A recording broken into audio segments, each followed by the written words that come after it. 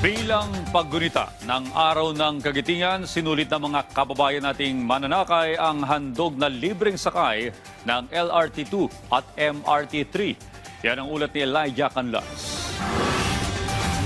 Sa gitna ng hamon sa mataas na gastusin sa pang-araw-araw na pamumuhay, sinisikap ng pamahalaan na maghatid ng agarang ginhawa para sa mga Pilipinong commuter ngayong araw ng Kagitingan.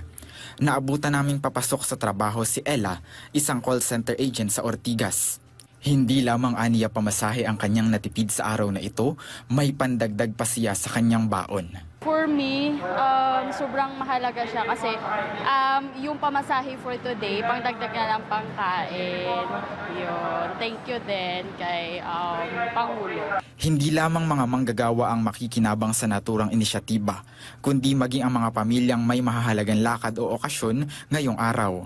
Gaya na lamang ng inang si Christine Joy Nestor, kasama ang kanyang mga anak na maagang babiyahe para makahabol sa isang mahalagang okasyon. Pupunta po kami sa sa Bulacan po. Mag-attend po ng graduation ng panganay ko po. Sobrang laking tulong po yung libreng sakay sa tulad sa atin ngayon na sobrang mahal ng pamasahe, sobrang mahal ng lahat-lahat po. So malaking katipiran na po sa atin, especially po sa tulad ko na may mga anak, may pinapaaral. Ipamasahe na lang po, ibibigay na lang po na dagdag allowance po kapag may pasukan na. Bahagi ito ng malawakang serbisyo ng pamahalaan upang tiyakin ang mga subsidy at pondo ng bayan ay direktang nararamdaman ng mga pangkaraniwang mamamayan.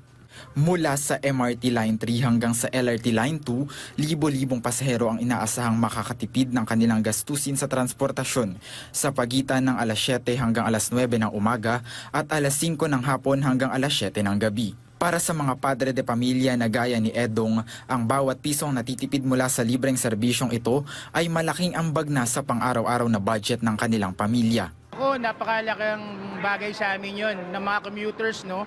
So libre siya ngayon from 7 to 9 a.m. then 5 p.m. to 7 p.m. So malaking tipid yun.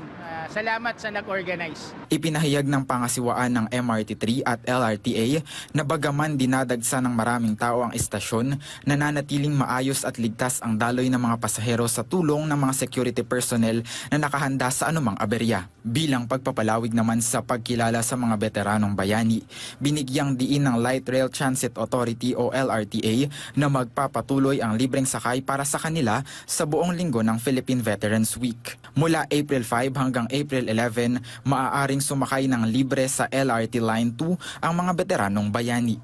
Bukas ito buong araw at maaaring magsama ng isang personal companion.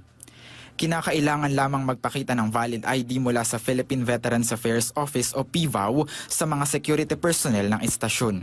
Tiniyak ng DOTR na ipagpapatuloy ang mga ganitong uri ng programa upang patuloy na maipadama ang malasakit at tugon ng administrasyon sa daing ng mga commuters sa Metro Manila.